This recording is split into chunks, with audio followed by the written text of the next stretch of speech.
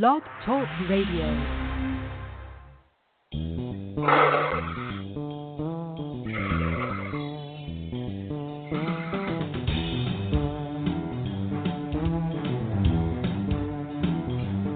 Welcome to the Lifestwists Show with your hosts, Terry Robinson, Lance Conley, and Eric Harrison.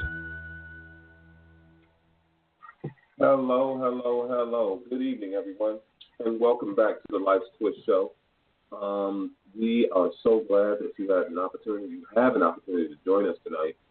And again, this show is designed to talk about a lot of the things that are going on in sports today that affect our society and the athletes who play those games, as well as the people who love those athletes.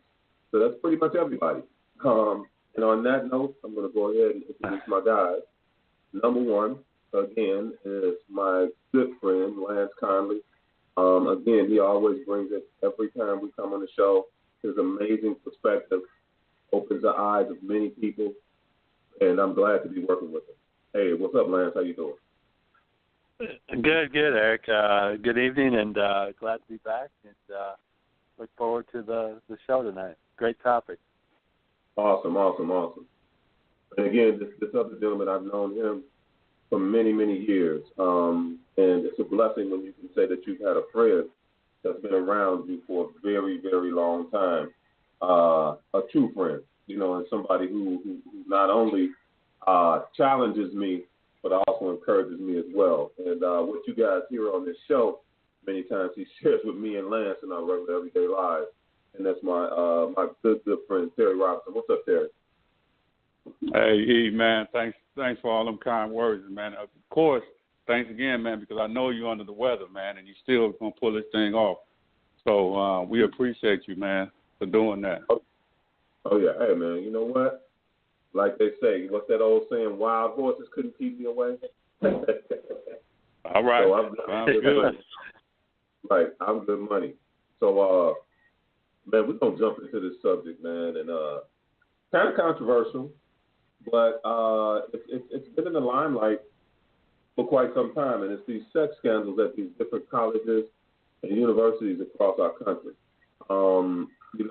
Some of the things that people hear and some of the things that are coming out, are, really kind of getting at people like, wow, really? That's happening? But yes, these types of things are happening in our universities, at our universities, and they're affecting all of our families in some way, shape, or form. So, Terry, I'm going to go ahead and toss it to you, man, and I want you to go ahead and get started and start, flushing out this subject. Okay.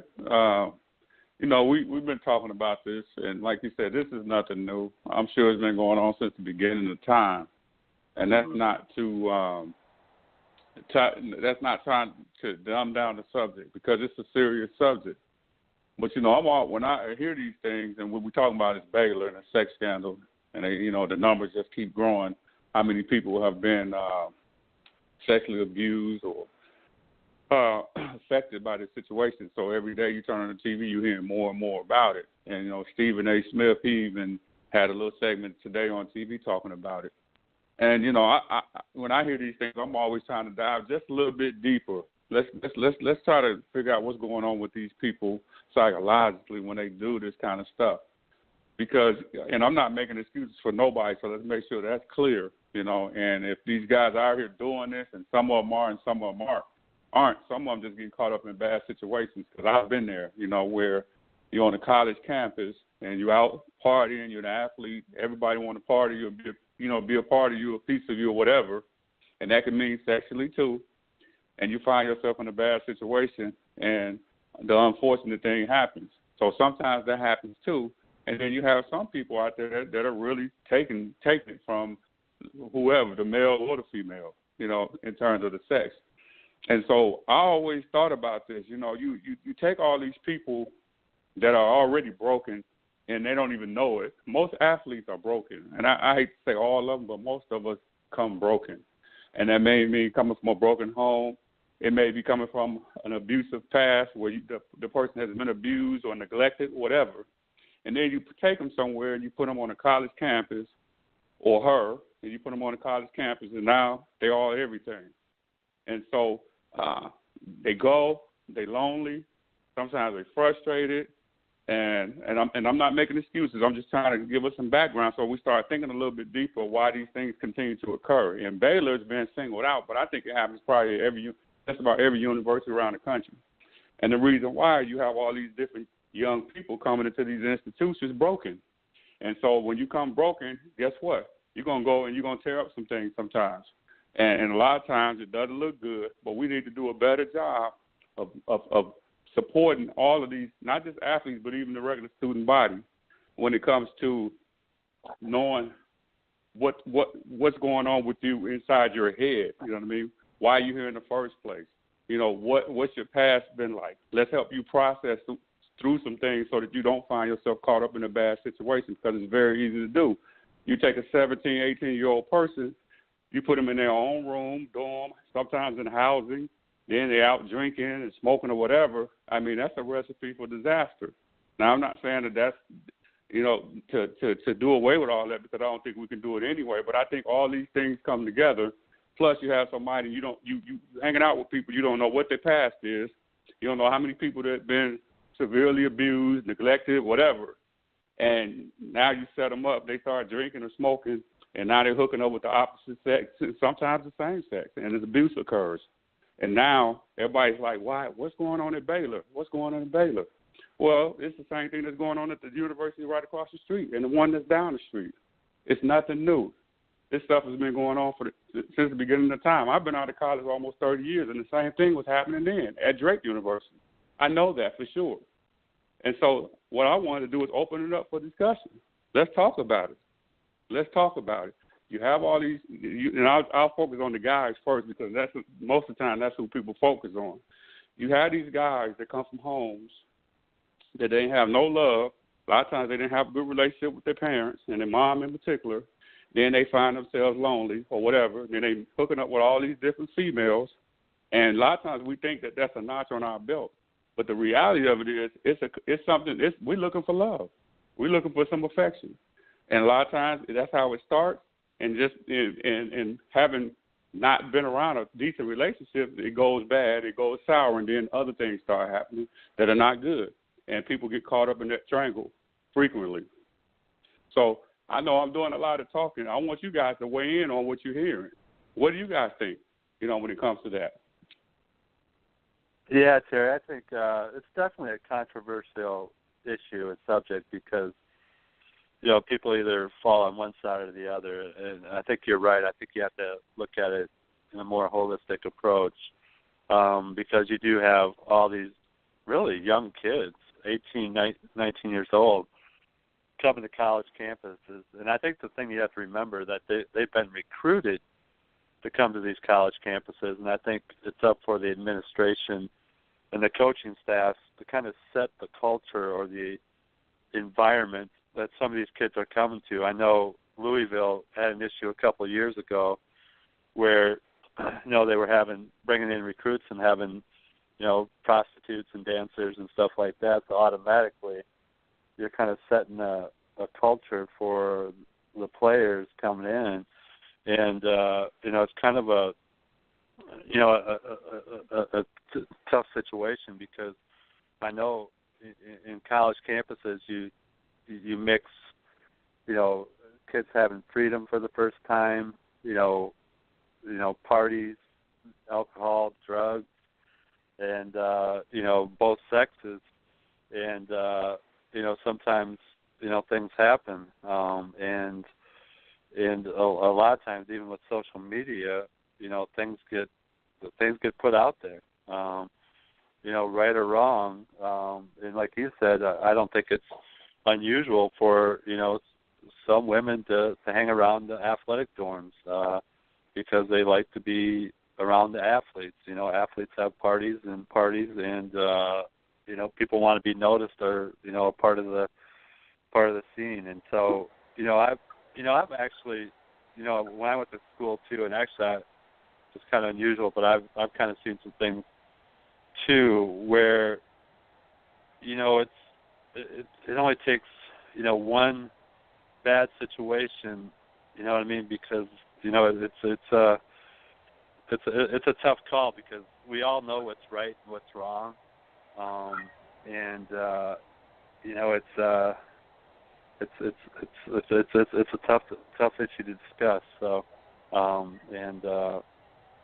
that's kind of where I stand on it because, and I know I've kind of wavered a little bit, but yeah, you're right that you have to look at people's backgrounds, you have to look at the institutions that they go to, what the coaches condone, because the only thing bad about Baylor, and believe me, there's a lot of things bad about that situation. I think it's the school's job to protect kids when they go to school, and if coaches and administrators knew about certain behaviors, certain things going on, but yet they swept them underneath the rug and didn't address them so the players could play. I mean that's a problem. You know what I mean? Right. So yeah, I'll give Eric kind of a chance to jump in and share some of his thoughts, and kind of build on what we've been talking about. Well, yeah, one of the things with me, guys, when I think about this subject, it really, I go a little bit deeper when I think about what my thought process was about college. Hey, I did not think of college as, hey, I'm going to get a degree and I'm going to make a great life and, I'm going to go get a great job and all that. Now, I heard that plenty of times from family members, friends, and all those types of people. But, being a ball player, man, I kind of saw beforehand, and I knew beforehand some of the things that were going on. I knew about college parties before I even got to college. Because let's be frank about it. The stuff has been glorified on TV, Animal House, and all these crazy movies, right? There's even a TV series that's about to come on now on BET. I can't remember the name of it, but basically, you look at the previews of it, and man, it's showing, all kinds of stuff, all kind of sexual stuff, all kind of crazy stuff going on a college campus. So, Terry, you hit on that, man. It's almost like it's the norm. And yes, I think people get more serious as they get older about their degree. But man, when you first get to college, man, first of all, most times for most people, that's the first time they've ever been away from home. First time they've been away from mom and dad. Ain't nobody got to tell me what to do. I can go out whenever I want to. And there's a lot of beautiful women around here. And they like me. Man, it's on. I'm about to have a good time. And, that is really what kind of sparks all of this. So the other piece that I think about is this, though. Those natural things that are going on inside of me because of my thought processes over years now only get stoked because I'm going into an environment that is not trying to curb that type of behavior at all. And I'm going to an environment where mostly everybody thinks like that. I would say at least 85% of the people there actually think that same way. So now I'm in an environment where now it feeds into my thought process, and now I'm out there. I'm kicking it. You know what I mean? And man, life is good. But then I'm not realizing that I'm not dealing with certain issues in my life. I'm hurting myself more. I'm piling on. All these things are there. And especially for the athletes, I think that athletes, again, as we say, many times when you play a sport, you're usually covering something up or you're running away from something. And then once that's all over, once college is over, and you go out to real life, do you realize that many people try to repeat what they did in college? That's what, look, guys, and Terry, you know about this. Lance, you may not, but Freaknik in Atlanta, right? All these different things that people do. Man, there's people that was like 25, 27, almost 30 years old going to that stuff, trying to do the same stuff they did in college, trying to relive that same stuff, thinking that that's the way it's supposed to be. So it's something that's deeply entrenched in our minds, and it's definitely something that we need to flush out and talk about, for sure. I mean, don't you think so, Tim? Right. I definitely think so. That's what Sturgis and all that stuff is about too. So it's a culture that we live in. You know what I mean? And it's acceptable until something bad happens. You know, people just laugh it off and they see what's going on. Nobody pays a big attention to it until somebody says, you know, I've been done wrong. Then all hell breaks loose. You know what I mean? Right. But until then, you know, nobody has a problem. But you know, in our you know, we keep talking about these things, but we do things to encourage it almost. And what I mean by that is, you know, Eric and I, we was looking at when Stephen A. Smith did his talk today on ESPN, and right after he went off, you know, another show came on ESPN, and you have this woman on there, very attractive woman. I mean, it's middle of winter, and she has a sleeveless shirt on, showing legs, and Stephen A. Smith, he talking to her, and they got him positioned where he's not looking directly at her. He almost have to look out the side of his eyes because she's so, you know, nice looking that they don't want him to lose focus, I'm assuming. And so he's looking out the corner of his eyes talking to her. You know, Stephen A. Smith, he looks people right in the eyes and talk. But I'm sitting here looking at this situation saying, now, I understand she wanted to look nice for a job, but look how many female analysts we have now in sports. And I'm not against it. I don't think it's bad. But I just be looking at that, and I'm saying, look at how these women are dressed. So what is ESPN trying to do? What are they selling? You know, what are they selling? You know, and I'm not saying they got to come in there with a big coat on, you know, but come in there with a business suit on. Because when you come in looking the way they looking, I don't think too many people listen to what she's really saying. You know what I mean? I don't. You know, and a lot of times they be very knowledgeable about sports. But what's the purpose of that? Because it just started happening in the last 10, 15 years. Now all of a sudden that's all you see. You don't see them analyzing sports without a female analyst. So what is it about? So it's part of the culture. Hey, have you guys paid attention to that? The first analyst I remember was Jane Kennedy. And what did Jane Kennedy have on every week on NFL Today? With Jimmy Agreed, Brent Musburger, remember that? Man, Jane Kennedy had what on? Yeah. She had a business suit on. She was beautiful. She was amazingly beautiful. But that woman had a business suit on and was professional to the teeth. So you're absolutely right. You made me think of that. You know what I mean? And then now, you know, it's just so different, man. It's like, wow. You know, and as we were watching that, you know, you brought it to my attention, and I was like, man, you know, T's exactly right. And it's like subconsciously, subliminally, you know, that thing's been so... Exactly. There you go, subliminally. Yeah, right into your subconscious. Lance, go ahead and say something, man. You were about to talk. I'm sorry, I cut you off.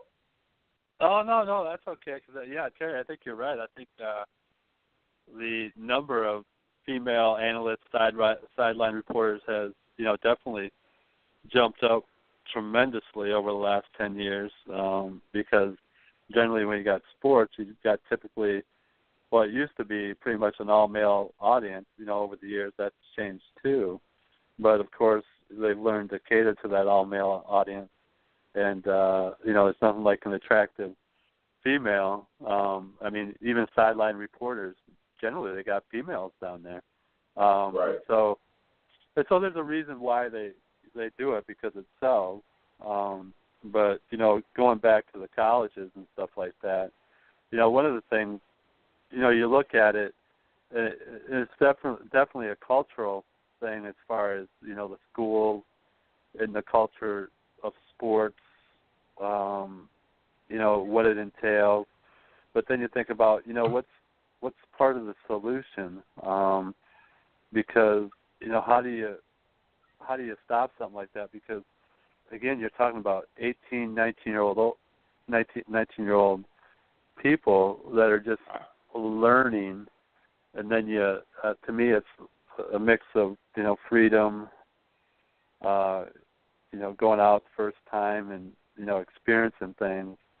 And, you know, the way I look at it is, and because it's kind of interesting, because, you know, I was in Iowa City. I think I was about 24, 25, and my brother has a friend that played football at one of the major universities, and he brought down like 4 or 5 friends to Iowa City or whatever, where we stayed. Of course, they all went down to the bars and stuff like that.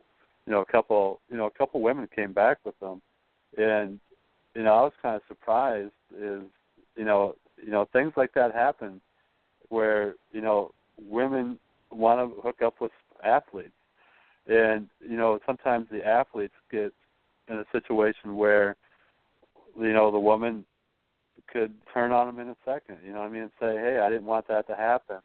But at the same time, she was inviting them, to participate. So it's a tough situation.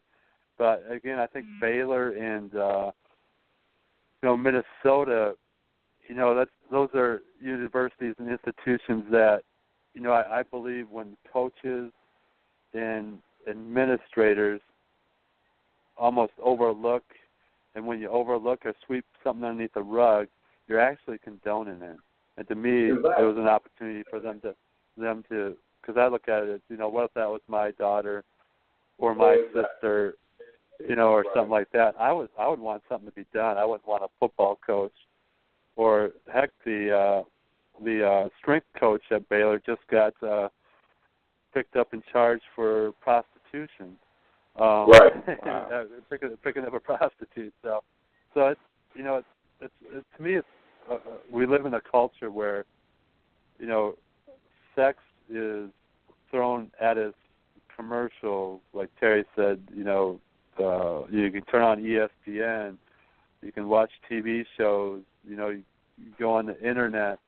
I mean, access to it it's in your face every day, and exactly, and you got 17, 18-year-old kids with around beer, and vice versa. Exactly. It's so easy to get to, and also, I mean, for centuries that sells, and it sells on both sides. It's not just men. It's women too, man. So women like to see certain things too. One of the biggest no question about it. The top commercials during the Super Bowl. Okay, one of the top commercials was that Mr. Clean commercial. I don't know if you guys remember. Mr. Clean was sitting there teaching the lady, dancing all up on her. Everybody was laughing, But some tight fans. It's sending that message, that subliminal message is being sent. And and I want everybody listening to do me a favor.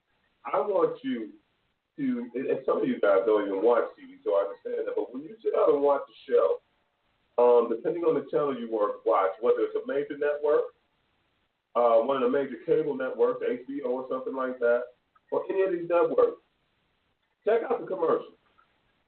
Check out some of the shows that are coming up, and you see what's going on. The stuff is really being sown, into our minds. And then also, if a person doesn't know what it means to have anybody to truly care for them and know what real love is and all that kind of stuff, or have no idea about that, man, it's your whole thought process can be skewed. Go ahead, Terry. I'm sorry I cut you off. No, you didn't cut me off. I was just listening to what you were saying, and I'm just, going through it in my own head. And because in reality, there were guys that we went to college with, they didn't engage in none of that behavior. They didn't. So what was the difference between them and the stuff we were doing? You know what I mean? And a lot of times they came from. Don't be saying no, we, man. What you mean stuff we was doing? Well, not you, me. And and that's because a lot of them. And I'm not saying that they didn't have issues. I was right there with you, bro. I was right there with you. So hey, I ain't even gonna do that to you. So you always look at what the difference. And when they not acting like that, we were so. I hate to say it, but ignorant in terms of our thinking that we would call them a church boy or whatever, you know what I mean, and not realizing that hey, what you doing is out of character. Why are you doing this? But years later you realize that man, you were looking for love. You was looking for some affection that maybe you didn't get before you came there. Because if you had enough of it, then you would have said, nah, I don't think I want to go down that path. I don't want to mess. I don't know this girl. I don't know where you come from. But it wasn't that way, man. We were looking for something, and I think a lot of times it goes back to just being lonely and not even realizing it. And that's why you have to feel like you have to be with somebody. You have to be with somebody, and it almost never worked out. But you was with somebody. Exactly. You couldn't be alone by yourself, huh? Exactly. Go ahead, man. Yeah, and then plus, you think about it too, is when you usually go to the parties, you're usually there with your teams, or either football team or football players, or basketball team and basketball players. So there's usually multiple people. So if you there's 7-8 people there, it's a party, and there's women there. What's you're competing again? Do you feel like are you competing for the? I mean, I was about to say that. Yes, sir. Yeah. Exactly. Yeah, and so it's back to that, because you see your teammate walking out there with a pretty woman. Guess what? They like, bye, see y'all later, with a big smile on their face. What you sitting there thinking? Sure that everybody knows. Making sure everybody knows. I know. Loud. Look, you telling the DJ to turn the music down so you can announce to everybody that you're walking out with old girl. Really? Yeah. That's serious, man. But like competition, I said, man, peer pressure. Yeah. But T, I'm speaking for me, man, because real talk, and this is just a part of my life that I came up with. The whole single parent home thing, family members not being around, people really not showing you what stuff is, and really that whole raising myself thing. You know what I'm saying? You had to try to formulate what was what from the people who were around me. So who was around me? Mm-hmm. My guys that was outside, the older dudes that was outside. So what was they teaching me? They were telling me, hey, man, that whole man, as many women as you could get, better. You know what I'm saying? The prettier the woman, the better the dude you are. Building you up through who you're with, what you're doing. For me, I grew up with a lot of that, in the hood, because that was like a status symbol for me. So then you go to a college campus, and now you're one of the few ball players that's on that college campus? Please, man, it's multiplied times, oh my God, 100, easily, And, when you guys went to Drake, your freshman year, I think, Eric, you said you transferred in junior college, right? Yeah.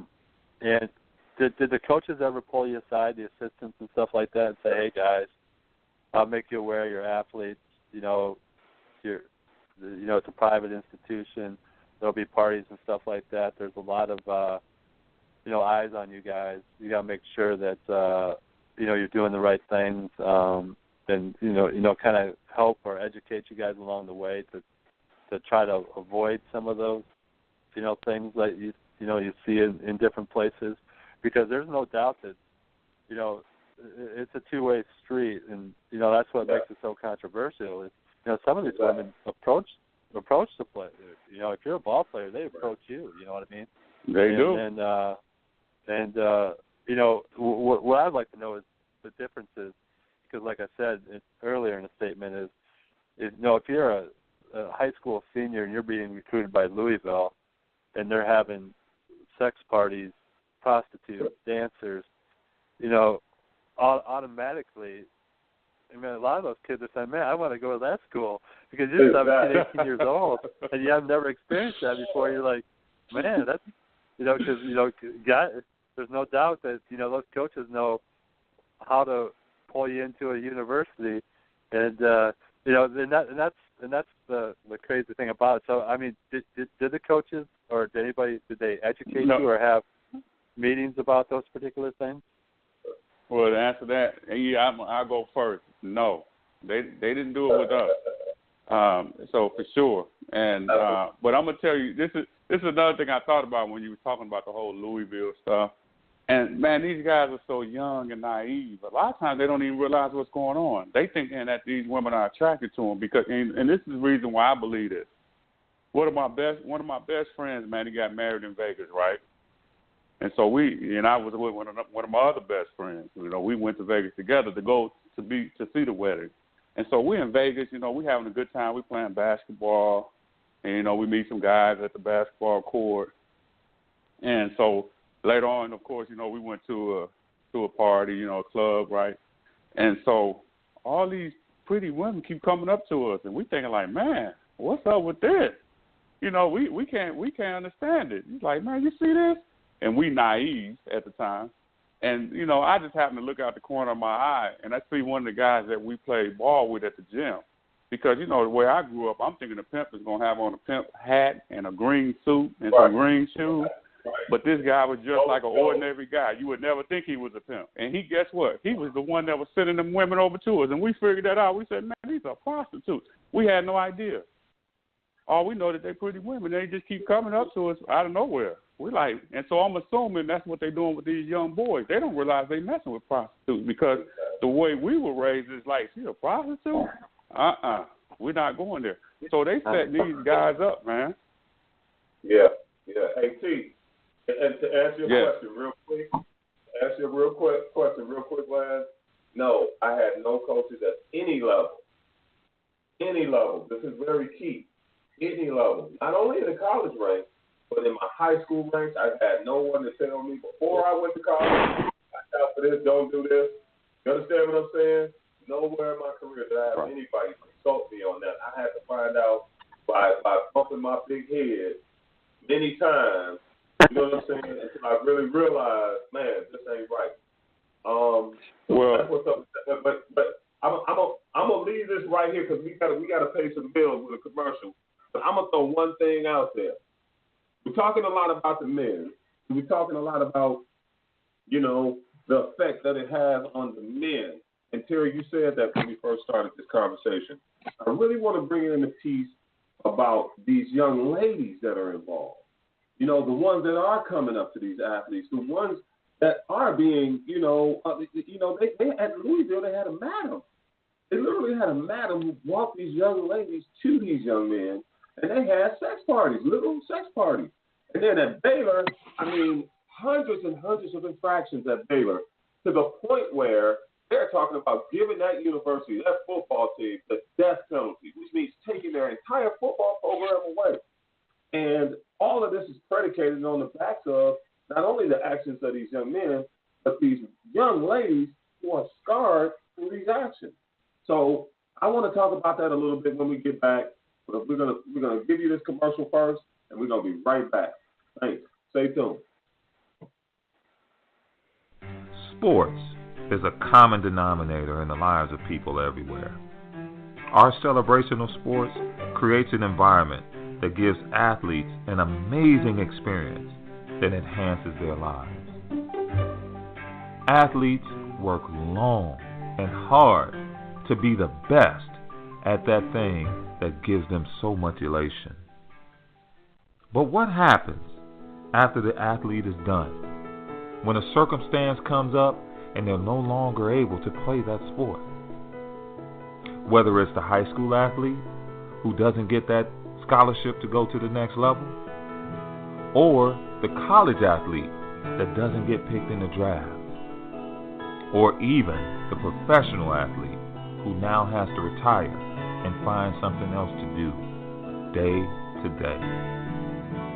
Many athletes struggle with this transition from competition to regular everyday life. This transition causes trauma, and that trauma often leads to depression, anxiety, anger, and even health issues. Author Terry Robinson noticed this problem and researched it and came up with the book, Athlete Transition Stress. This book deals with the subconscious programming and conditioning that goes on in an athlete's mind while participating in a sport. So if you or anyone you know are dealing with these issues related to transitioning from a sport, pick up the book, Athlete Transition Stress, and share your story in our global community online at www.letgroup1.com. Athlete Transition Stress is available on Amazon.com and on the LET Group website at www.letgroup1.com.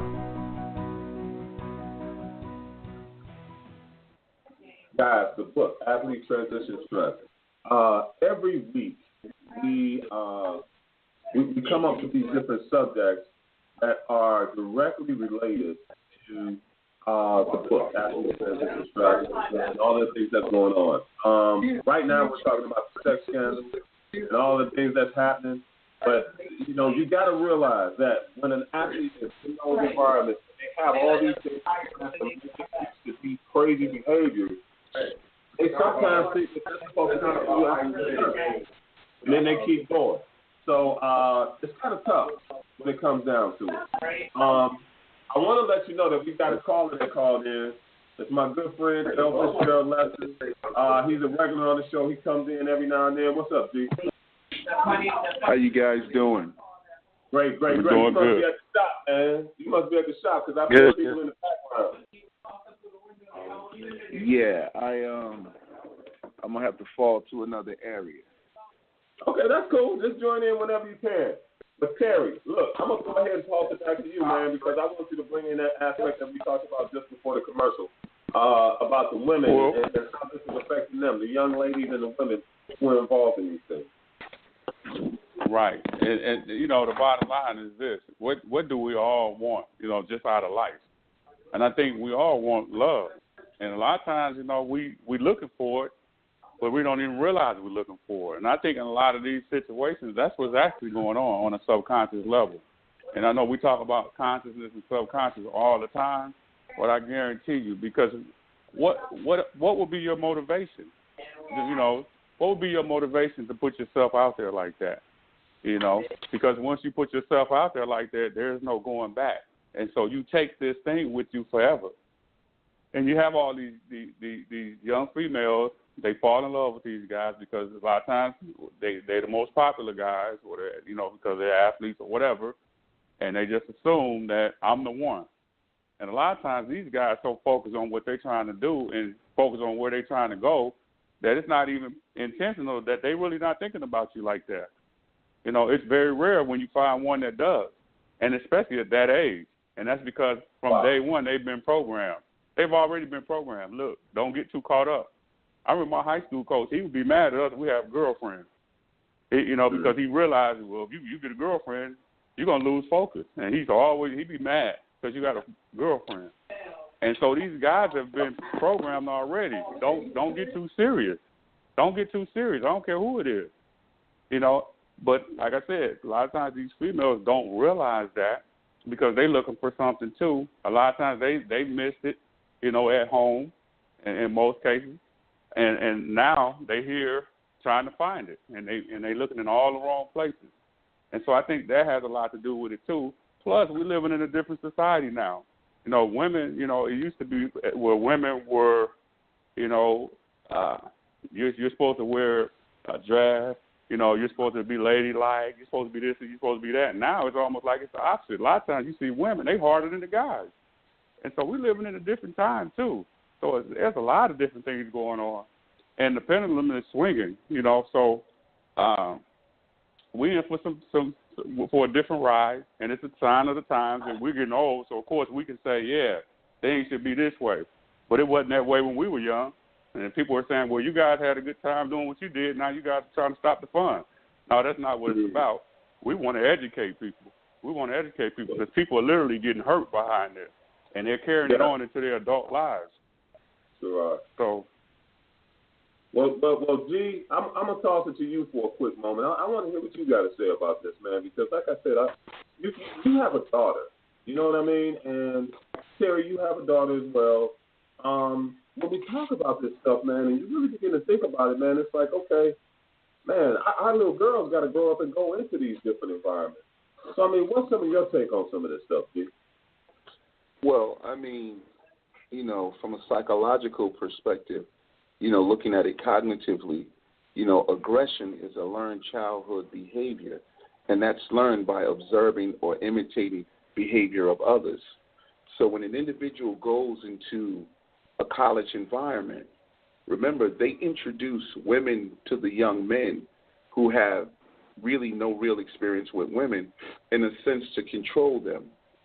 So they cognitively learn to behave in a certain manner, and the aggression is innate in them. So one guy, he comes, he sees the upperclassmen behaving in a manner, so he follows that. And the same thing happens with the females, because, see, now the females, they see females, you know, playing their role as well, and that whole dichotomy of, sports, because you have to understand in the early years of sports, the superstar always got the captain of the cheerleader team. Mm-hmm. So it's the same process that's continuing at every level. It happens in high school basketball or high school sports, then it happens during collegiate, and then it goes into the professional realm. But at every phase, no one is ever really no one's ever really checking the aggression of the individual. So as a result, they begin to internalize that behavior as saying that this is natural, this is okay. I've been doing this since middle school. Because remember, it really starts at middle school. You start to really become an athlete or a superstar during your middle school years. And then high schools recruit you. You go to high school. Then college recruits you. And then professional teams recruit you. And then you're let go. So now that's where that athlete transitional stress syndrome comes on, because now you have become accustomed to a certain form of behavior that now that aggression that you once showed is now, your behavior now becomes erratic, and, you're not responsible, and you need to be checked. Something needs to be done about it. But you have become conditioned to behaving in a certain manner, so now it results in you getting yourself in trouble. Now it results in the girls, being loose with themselves, because that's what it took, to do whatever. So in the end, everyone has lost themselves, and they find themselves lost and struggling to find themselves again. And so with that stress that's placed on them now, you bring in the drugs into the equation, you bring in the sex, you bring in a pregnancy and a child. Every time there's the equation becomes more complicated, because every time it transitions, there's another variable added. And every time you add a new variable, it changes the outcome of the equation, and through lack of preparation, you end up with chaos. And so now you got the depression, the addiction, and suicide in some cases. So we have to look at it from the perspective that there's a lot going on. There's a lot going on when you're talking about that athlete stress and how it affects the people around the athlete. Because if you're an athlete, how many times you say, "Oh, my son, he's going to the pros," and you're being told that because you have a 7-foot son in the 7th grade, and so now you haven't been coached, and you're feeding something, into the individual, such that they internalize it. You understand? But then at certain points, it becomes an aggression that they've learned, because you're telling them, be aggressive, attack the ball, attack the goal, attack the hoop, but it's always constantly attack. Attack the female when you get an opportunity to interact with it. You got to be aggressive. Man, she wants it. You know what? So you know what? Now this guy has actually raped a woman, and not realizing that he's actually raped her, because he has been conditioned cognitively to be aggressive. And as a result, he didn't realize that the female was on the ropes as if she wanted to have sex. She was unsure. He hadn't done enough to give her an opportunity to maybe remove the panties herself. He just was so aggressive. He just snatched them off. And he has been accustomed to being aggressive and being rewarded. So now he's aggressive with the woman. His reward is the sexual act. But now, was it consensual? So, it's really complicated. We can talk forever about this. It is. But you also... Lance, you were about to say something before we got started. What did you have to say, Lance? Yeah, because, I just kind of triggered a thought there. Because, how often are athletes told no? Meaning when they're coming through the high school ranks, usually whatever they got kind of a sense of entitlement, because they're kind of used to kind of getting what they want. People sometimes, cater to them and stuff like that. They get to a college campus, they have all these women, and, most of them are okay with it. But what happens when you have that one woman that says no, and they're not ever used to hearing someone say no, and, that can lead to a lot of bad situations. So to me, I hear aggression. That's definitely a big part of it. But some of it might be, entitlement too, because a lot of these athletes aren't very often told no. Hey, Lance, and it's not just athletes with entitlement. It's entertainers, it's politicians, it's anybody with perceived power. Anyone with perceived power believes that they're entitled. I mean, do you agree, Terry? Yeah, we it'd take us 10 years or 100 years to dissect all the different things that come to play when we're talking about this particular issue. But I think everybody's spot on. And we talk about solutions. The solution is to do exactly what we're doing right now. Put these things out there. Let's start talking about them. Let's start being open and honest about what's going on. And not sugarcoating things. Because when you're talking about these athletes in particular, because that's what we focus on a lot. Like I said, it applies to everybody. But just think about the athlete that that was fed. You're going to be pro. You're going to do this. You're going to do that, and things are not going that way. And they find themselves in that same situation. It opens up an opportunity for this person to really do something screw up, because he probably feels, he or she feels like they didn't achieve that goal that they had set out to achieve. They let themselves down. They let everybody else down. Why not go out here and just act a fool? And sometimes not even consciously. It's because this person is hurt. This person is hurting, and that's not an excuse to go and hurt somebody else. But usually that's what they say: hurting people hurt other people. Exactly. And so I think that comes into play a lot of times on these campuses. I really do. Yeah. Hey, but Terry, a lot of that stuff. Oh, go ahead. Yeah. One thing too. Say that again. No, what I was gonna say is one other thing too that we have to think about. And I keep going back to the women as well, is that, like I said, it's almost like misconstrued when that attention that is being paid to these beautiful young girls and these beautiful women, it's not, what I'm saying, it's not something whereas it's more affection. Sometimes it is. I'm not saying it's never affection, but a lot of times it's misconstrued and even confused for affection. You see what I mean? But really, it's all these other things that we just mentioned over the last several minutes of the mindset of the man. And I got to go after it. I got to have it. And man, she's fine. I got to have her. And all these different things, their role in that. And then also it puts these negative connotations on these women that now they have to carry on too. So it winds up being a pretty, it's a mismatch of a whole lot of stuff. Now we got about 12 minutes left.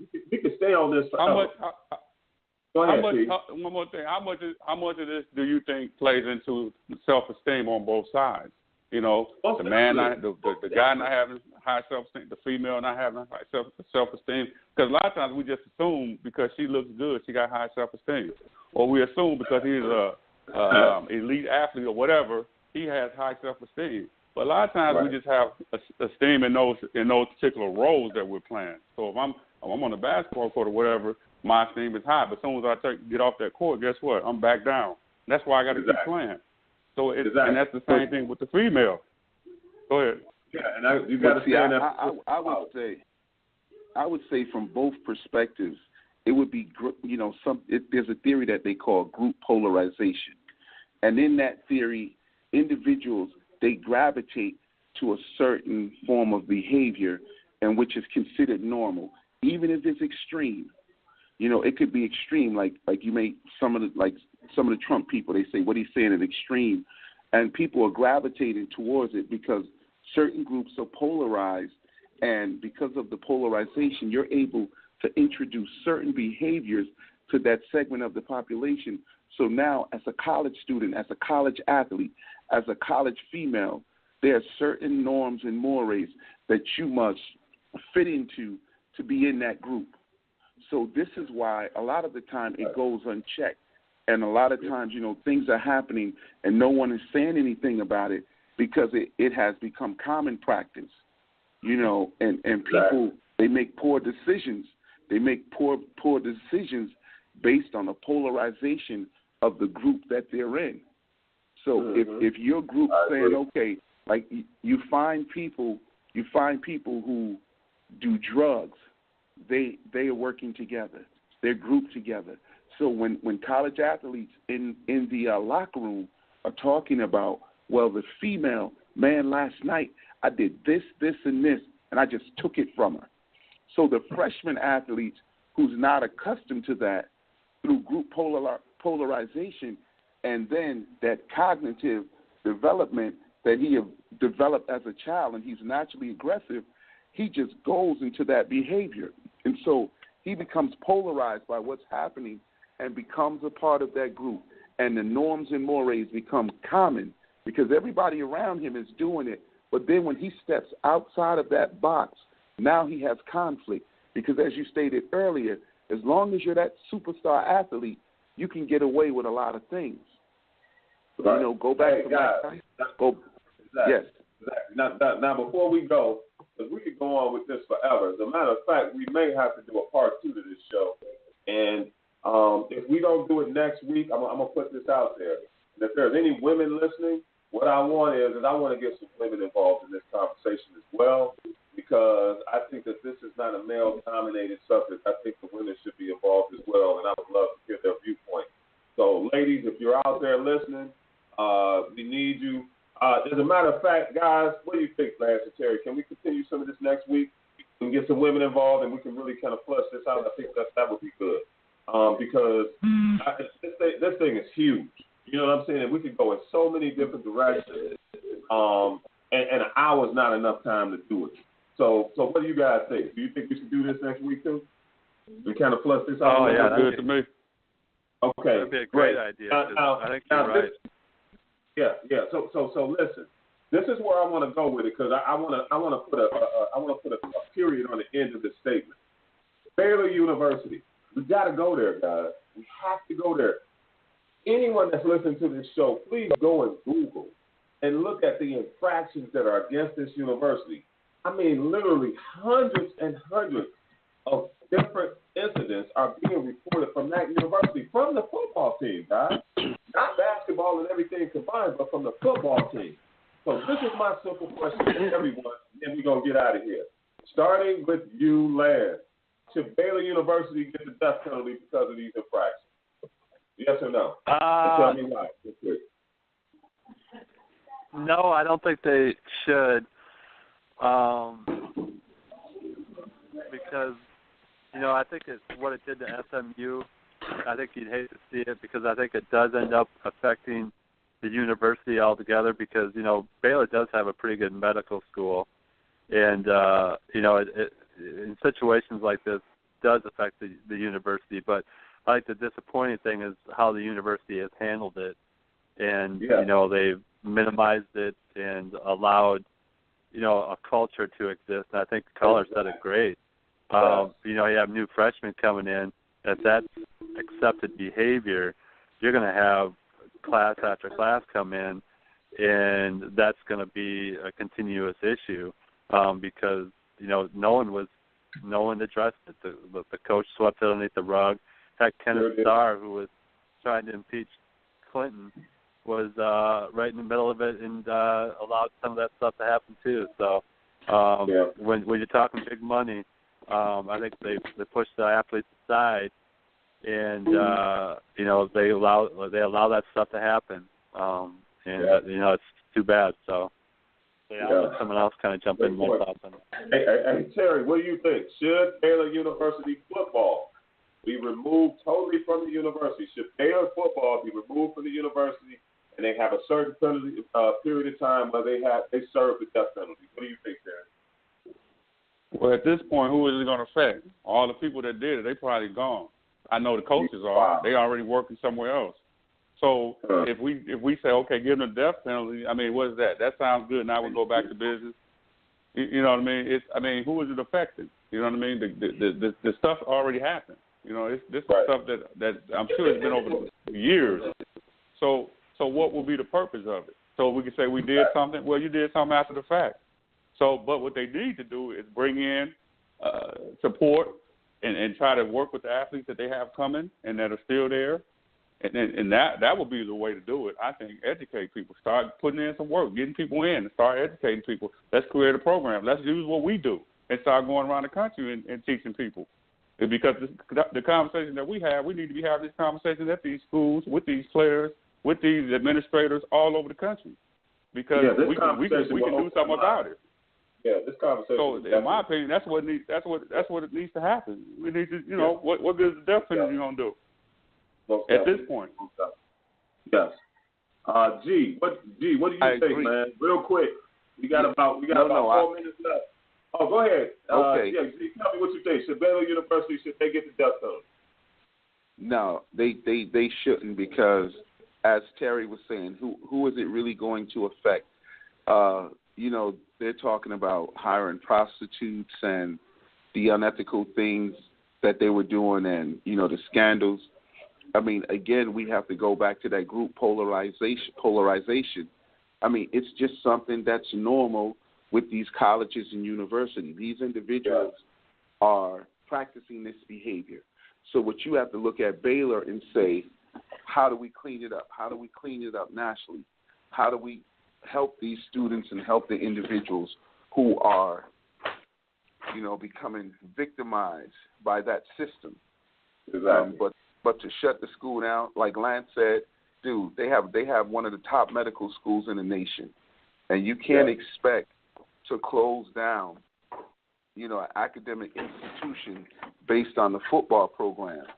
What you have to do is, you have to clear the swamp, get rid of those individuals who are, promoting certain behaviors, and that's the best that you can do. But you can't punish the university and its academic program because of what the football team was doing. Because if you go through all these universities, they're using females to attract these young men, to make these men make decisions. Exactly. Well, man, I agree with you guys wholeheartedly. I think that if they get to take away, and again, just so everybody understands what the death penalty is, the death penalty is taking away the football program totally for a certain amount of time. No scholarships, no football games, no nothing. So you have to realize all that revenue, everything that's generated by Baylor University, because Baylor is a top-notch school. I mean, they've been ranked in the top 10 for several years now and all of that stuff. They've been in the BCS. They've been in bowls. All that money stops. And they say, look, because of your action and the things that you've done. And, guys, we're saying this, but someone else listening, if they go and really look at all these, and I'm talking about documented rapes, you know what I'm saying? Not just, just promiscuous behavior and hiring prostitutes, but I'm talking about, like, women, going and reporting that they've been raped. All types of crazy behavior. So, all of us are saying, well, man, don't get rid of the whole team, don't get rid of the whole program. But some people, and I'm going to play devil's advocate here, and I'll be the different one in the group, hey, well, we need to set an example, too. We need to put the fear of God in some of these programs because they think they're all high and mighty, and they have to understand that if you do this, then, hey, you know what, we coming at you. And there's no exception. We're coming at you. But with that type of thought process, of course, you know what I'm saying, it winds up hurting some people as well. So it's a very tenuous subject. So we got about a minute left. So this is what I'm going to say real quick. Next week, we're going to continue this conversation.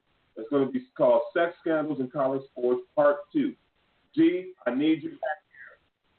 And all you guys, everybody that's on this radio right now, everybody that's a guest, I need all of you to go and find some young ladies that can come in, explain this, and maybe even have them listen to this show so that we can have a real conversation with people so that we can really deal with this issue. What do you guys think? Okay, well, I'll be available next week for the radio show. Okay. What you guys do is just again, just remind me I'm there, because I know it's very important, because a lot of women suffer discrimination We got about 30 because seconds. of those acts. Okay. So we're about to sign off. Man, it's hard to get off the radio when we talk about this. Carrie and G, We are signing off. Have a wonderful evening and see you next week. Same to you all. Thank you for having me. Thank you for joining us on the Lifestwists Show. When you have a chance, please check out our website at www.letgroup1.com and see all of the things that we'll be doing over the next several weeks. In the meantime, have a great week, and we'll see you soon. Napa know-how. The Napa guy knows not to judge a man by his car's multicolored paint job or absence of modern gadgetry. Who cares if it's technically old enough to vote and the windows are powered by the strength of your left arm? Your monthly payment is zero, and it'll stay that way. Because with over 500,000 parts and a little Napa know-how, you can keep anything on the road. She may not be pretty, but she's all yours. That's Napa know-how. Napa know-how.